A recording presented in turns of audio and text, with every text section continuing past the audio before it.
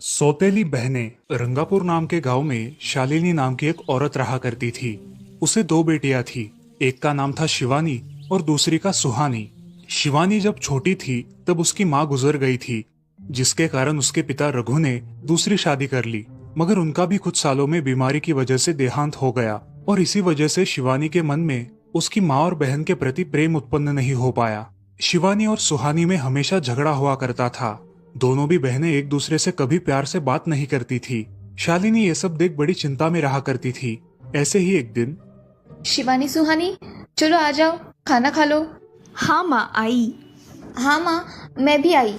ऐसा कहकर दोनों बेटियां वहां आ जाती है और देखती है तो उनकी माँ ने उन दोनों के लिए गाजर का हलवा बनाया था। वो देख सुहानी और शिवानी बहुत खुश हो जाती है। माँ, तुमने ये हलवा मेरे लिए बनाया है? मुझे बहुत पसंद है।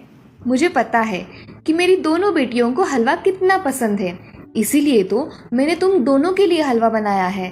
और मेरे लिए माँ? अरे हाँ बेटी, मैंने तुम्हारे लिए भी बनाया है। चलो अब जल्दी से खा लो, तुम दोनों को कॉलेज भी तो जाना है ना। जी माँ, मैं ये कटोरी ले लूँ? मुझे जल्दी पहुँचना है कॉलेज में। हाँ ले लो। और सुहानी, तुम ये वाली कटोरी ले लो। जी माँ। दोनों भी हलवा खाती है और एक दूसरे की ओर बहुत गुस्से से देखकर वहां से चली जाती है।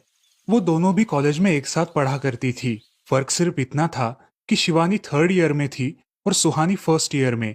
उन दोनों में 2 साल का अंतर था। फिर भी दोनों में हमेशा नोकझोंक हुआ करती थी, जैसे कि वो दोनों एक दूसरे की दुश्मन हो। ऐसे ही एक दिन दीदी, मेरे कॉलेज की ट्रिप जाने वाली है। तुम्हारी भी ट्रिप जाने वाली है क्या? हाँ, मेरी भी जाने वाली है, मगर मेरा जाने का मन नहीं है। क्यों दीदी? क्योंकि वहाँ पे तुम हो। मुझे भी कोई शौक नहीं है तुम्हारे साथ आने का। मैंने ऐसे ही पूछ लिया। मैं जा रही हूँ। शिवानी और सुहानी एक दूसरे की ओर मुंह फेरकर वहां से चली जाती है। अगले दिन दोनों भी कॉलेज में जाती है। तब उनके टीचर उनसे पूछते हैं, शिवानी, तुम कॉलेज की ट्रिप में आने वाली हो? जी सर, मैं आने वाली हूँ। ठीक है, मैं तुम्हारा नाम लिखवा देता हूँ। जी सर। ऐसा बोलकर टीचर ट्रिप के लिए जाने वाले विद्यार्थियों की लिस्ट बना लेते हैं। घर आकर शिवानी और सुहानी ये बातें अपनी माँ को बताती है। सुहानी, शिवानी, तुम दोनों ट्रिप के लिए जा रही हो, मगर वहां जाके झगड़ा मत करना, नहीं तो ट्रिप पे जाने की कोई जरूरत नहीं है। नहीं माँ, हम झगड़ा नहीं करेंगे। हाँ माँ, हम झगड़ा नहीं करेंगे। तो फिर ठीक है, तुम दोनों जाओ। ये लो ट्रिप के लिए पैसे, और बाकी के ये तुम्हारे पास ही रखना। माँ, हम कल जाएंगे और 2 दिन के बाद वापस आएंगे। ठीक है, चलो अब सो जाते हैं, कल तुम दोनों को निकलना है। अब वो सब खाना खाकर सो जाती है। अगले ही दिन सुबह उठकर वो दोनों भी अपने अपने बस में बैठकर ट्रिप के लिए निकल जाती है और इधर शालिनी अपने काम में व्यस्त हो जाती है। ऐसे ही कुछ देर बाद शालिनी को शिवानी का फोन आता है। माँ, हम दोनों यहाँ ट्रिप की जगह पहुँच गए हैं। अच्छा बेटी, तुम दोनों ठीक हो ना? हाँ माँ, मैं रखती हूँ, हमें यहाँ अलग अलग स्पॉट देखने जाना है। ठीक है, और जब वक्त मिले तब फोन कर देना। हाँ माँ, अपना और सुहानी का ख्याल रखना। हाँ माँ। फोन रखने के बाद शिवानी और उसके क्लास के सारे दोस्त वहाँ की एक जगह देखने जाते हैं। सुहानी भी उसके क्लास के साथ एक दूसरी जगह देखने निकल जाती है। सारे बच्चे एक साथ घूमकर वापस आते हैं। शिवानी सुहानी को ढूंढती है, मगर सुहानी उसे कहीं दिखाई नहीं देती। इसीलिए शिवानी को बड़ी चिंता होने लगती है। अरे, ये सुहानी कहाँ रह गई? इसका तो कुछ भी पता नहीं, कहाँ ढूंढूं इसे? तभी शिवानी को सुहानी दिखाई देती है और उसके जान में जान आ जाती है। सुहानी, कहाँ गई थी तुम? मुझे कितनी चिंता लग गई थी तुम्हारी। अरे, मैं यहाँ ही थी मेरी सहेलियों के साथ। मुझे कुछ नहीं हुआ। ऐसा बोलकर सुहानी वहाँ से चली जाती है। दूसरे दिन सब लड़के लड़कियाँ जल्दी उठकर अपनी तैयारी कर लेते हैं और पहाड़ पर जाने के लिए निकलते हैं। वो सब आज थोड़ा घूमकर शाम तक निकलने वाले थे। सब विद्यार्थी एक हिल स्टेशन देखने चले जाते हैं। शाम होने तक उस पहाड़ी का मजा उठाते हैं, लेकिन सुहानी बिना किसी को बताए उस पहाड़ी के एक अनजान हिस्से में चली जाती है। वहाँ का मनमोहक दृश्य देखते देखते गलती से उसका पैर फिसल जाता है और वो वहाँ से नीचे गिर जाती है। शाम हो जाने के कारण सभी विद्यार्थी वहाँ से निकलने लगते हैं और यहाँ सुहानी एक पेड़ के सहारे उस पहाड़ी की चोटी पर लटकी रहती है। शिवानी सभी विद्यार्थियों में अपनी बहन को ढूंढती है, लेकिन वो उसे कहीं नहीं मिलती।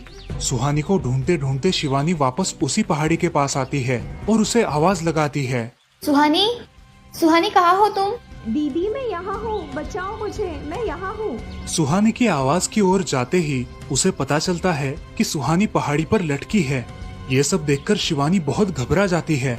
शिवानी अपनी पूरी ताकत लगाकर उसे ऊपर खींच लेती है। तुम यहाँ क्यों आई थी? अगर तुम्हें कुछ हो जाता तो मैं क्या करती? माँ को क्या जवाब देती? दीदी मेरा पैर फिसल कर मैं वहाँ गिर गई। मैंने बहुत आवाज दी मगर मेरी आवाज किसी ने नहीं सुनी। तुम ढूंढती हुई आई और मुझे बचा लिया। तुम दुनिया की बेस्ट दीदी हो। हाँ सुहानी, चलो अब घर जाने के लिए देर हो जाएगी, बस निकल जाएगी। सुहानी को ऊपर खींचते वक्त शिवानी के हाथ पर बहुत सारे जख्म हो गए थे, इसीलिए सुहानी अपनी ओढ़नी फाड़कर उसके हाथ पे बांध देती है और अब वो दोनों बस के पास चले जाते हैं। क्या हुआ है शिवानी, हाथ से खून बह रहा है तुम्हारे? कुछ नहीं सर, मैं वहाँ पे गिर गई थी, अब मैं ठीक हूँ। टीचर और सारे छात्र गाड़ी में बैठकर घर जाने के लिए निकलते हैं। घर आने के बाद शिवानी सारी हकीकत अपनी माँ को बताती है और वो सब सुनकर माँ दोनों को गले लगाकर रोने लगती है। तुम दोनों एक दूसरे के साथ होते हो इसीलिए मुझे कोई टेंशन नहीं रहता, मगर मेरी बच्चियों खुद का भी ख्याल रखा करो। उस दिन के बाद दोनों सौतेली बहनों ने अपने बीच की सब नोकझोंक बंद कर दी और हंसी खुशी सगी बहनों की तरह रहने लगी। दोस्तों, इस कहानी से हमें ये सीख मिलती है कि हम सबको एक दूसरे के प्रति द्वेष की भावनाएं छोड़कर प्यार से रहना चाहिए। चंदनपुर नाम के गांव में चंपा नाम की एक औरत रहती थी। पति, 2 बच्चे और एक बेटी, ऐसा उनका पूरा परिवार था। उसका पति श्रीधर पोस्ट ऑफिस में जॉब करता था। उसके कमाई से ही घर चलता था। चंपा ने अपने घर के सामने एक छोटी सी दुकान खोल के रखी थी। उससे उसे जो भी मुनाफा होता वो अपनी बेटी की शादी के लिए जमा करके रखती। ऐसे ही बहुत दिन बीत जाते हैं। अब बच्चे भी बड़े हो जाते हैं। बड़ा बेटा अशोक डॉक्टर और छोटा बेटा रवि वकील बन जाता है और दोनों अपनी ट्रेनिंग पूरी करने लगते हैं। एक दिन उनकी बहन ज्योति के लिए एक अच्छा रिश्ता आता है और ज्योति की शादी पड़ोस के गांव के सरपंच जी के बेटे से हो जाती है। ज्योति बहुत ही कामचोर और गुस्सा करने वाली होती है। इसी कारण उसके ससुराल से उसे निकाल दिया जाता है। वो अपने पति को लेकर अपने मायके रहने आती है। अब चंपा का जमाई दुकान चलाता है और चंपा और ज्योति आराम से वहाँ रहती है। अरे ज्योति, जरा अपने कामचोर पति को कुछ काम करना क्यों नहीं सिखाती हो? कुछ काम का नहीं है वो। अरे हाँ माँ, उनके पिताजी ने तो उन्हें ही घर से निकाल दिया और हमारे माथे मर दिया। जाने दो, पति है। माँ और बेटी इसी तरह तानेबाजी करती रहती। अब बड़े बेटे अशोक की शादी उन्हीं के गांव के एक लड़की से करा दी गई, लेकिन उस लड़की से भी चंपा बहुत काम करवाती और वो बेचारी सासू माँ का आदर करके सब काम चुपचाप करती थी। एक दिन वो काम करके थक गई और एक जगह पर बैठ गई। ए कामचोर कमला, इतना सारा काम पड़ा है घर में, क्या वो तुम्हारा बाप आके करेगा? चलो उठ, काम कर। हाँ हाँ माँ जी, करती हूँ। ऐसा कह के कमला अपने काम पर लग जाती है और सारा काम खत्म कर देती है। चंपा अपने बेटे अशोक से घर आने के बाद चुगलियां किया करती थी। अशोक घर आकर कमला को बहुत भला बुरा कहता और कभी कभी तो उस पर हाथ भी उठाया करता था। ये सब रवि देखा करता था और रवि को बहुत बुरा लगता था। अशोक मारने आता तो रवि बीच में पड़ जाता और माँ बाप को डांटता था और वही झगड़ा खत्म हो जाता था। ऐसा बहुत दिन चलता रहा। रवि को रंजना नाम की एक लड़की बहुत पसंद थी, जो कि एक न्यूज रिपोर्टर थी। क्या तुम मुझसे शादी करोगी? मुझे तुम बहुत पसंद हो। हाँ, मगर रवि, तुम्हारे घर में तुम्हारी माँ का बर्ताव मुझे बिल्कुल पसंद नहीं है, इसीलिए पहले तुम इसका कोई हल निकालो। अरे रंजना, मैं हूँ ना तुम्हारे साथ, तुम्हें टेंशन की क्या बात है?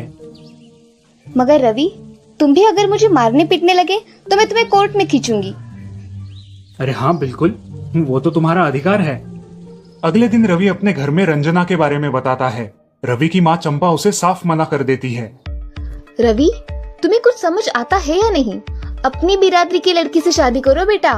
इस घर में ये आखिरी शादी है और मेरे भी कुछ अरमान है बेटा। अजय, आप कुछ कहते क्यों नहीं? हाँ बेटा, तुम्हारी माँ सही कह रही है, तुम इसकी बात मान जाओ बेटा। नहीं पापा, मैं शादी करूंगा तो सिर्फ रंजना से, वरना मैं शादी नहीं करूंगा। सब चुप हो जाते हैं। अगले दिन रवि मंदिर से शादी करके घर आता है। सब अचरज से रवि की ओर देखते हैं और चुपचाप अपने कमरे में चले जाते हैं। कमला उन दोनों का स्वागत करती है और वो दोनों अपने कमरे में जाते हैं। कैसे लगा मेरा घर? अच्छा है, मगर सब मिलजुल के रहे तो और भी अच्छा होगा।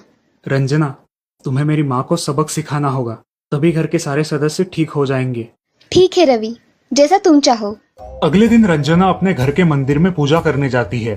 तभी रुको, मेरे भगवान के मंदिर में तुम मत आओ, जाओ यहाँ से। ये कहकर सास रंजना को वहाँ से भगा देती है और घर के किसी भी काम को करने से मना कर देती है। तब क्या माँ जी, आज से मैं इस घर की बहू हूँ। इस घर पे मेरा भी उतना ही अधिकार है जितना कि आपका। क्या बोल क्या रही हो? निकल जाओ मेरे घर से। खबरदार अगर हाथ भी लगाया तो। पता है ना, मैं न्यूज रिपोर्टर हूँ। रातों रात खबर छाप दूंगी और कोर्ट के चक्कर लगेंगे वो अलग, समझिए आप। सास चुपचाप देखने लगी और उसकी बेटी और ससुर भी देखते ही रह गए। रंजना ने कमला से कहा, दीदी, मुझे आपसे काम है, आप मेरे कमरे में आइए। और हाँ, आज से खाना ज्योति दीदी आप बनाएंगी। अरे माँ, तुम कुछ बोल क्यों नहीं रही हो? ये मुझे काम करने को बोल रही है। अजय सुनते हो? चलो मेरी मदद करो। हाँ आता हूँ। ज्योति किचन का काम करने चली गई और सास बाहर का काम करने लगी। रंजना कमला को लेकर अपने कमरे में गई और उससे कहा, कमला दीदी, आप कुछ कहते क्यों नहीं? आप चुपचाप सह लेती हो, उसका ये नतीजा है। अब देखो दीदी कैसे काम कर रही है। आप कुछ काम करती थी क्या शादी के पहले? नहीं रंजना, मगर अब घर से ही अपना खुद का कुछ व्यवसाय शुरू करने का सोच रही हूँ। बहुत अच्छे दीदी, अब आप किसी से मत डरिए, हम हैं आपके साथ। सच में किसी के साथ होने का कितना महत्व होता है। अब उसकी सासू माँ ही घर के सारे काम करने लगी थी और ज्योति को काम करवाने की वजह से ज्योति भी अपने ससुराल जाने की सोच रही थी। अजी, यहाँ तो काम वाली से भी ज्यादा बुरी हालत हमारी हो गई है। चलो हम हमारे घर चलते हैं, सब है हमारे यहाँ। अरे रे, आप कहाँ चली? अभी भी काम बाकी है। ज्योति का पति रंजना से धन्यवाद कहता है और ज्योति को लेकर अपने घर चला जाता है। अब सासू माँ एक दिन पूरा काम करके इतना थक जाती है कि उसके बदन में बहुत दर्द होने लगता है। तब दोनों बहू सास के पास चली आती है और एक बहू सास के पैर दबाती है तो दूसरी बहू सर दबाती है। सासू माँ उठकर रोने लगती है। मुझे माफ कर दो मेरी बेटियों, अब से कभी ये गलती नहीं होगी।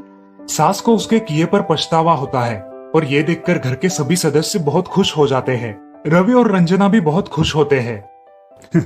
वाह बहू, जो आज तक नहीं हुआ वो तुमने करके दिखाया। बहू हो तो ऐसी।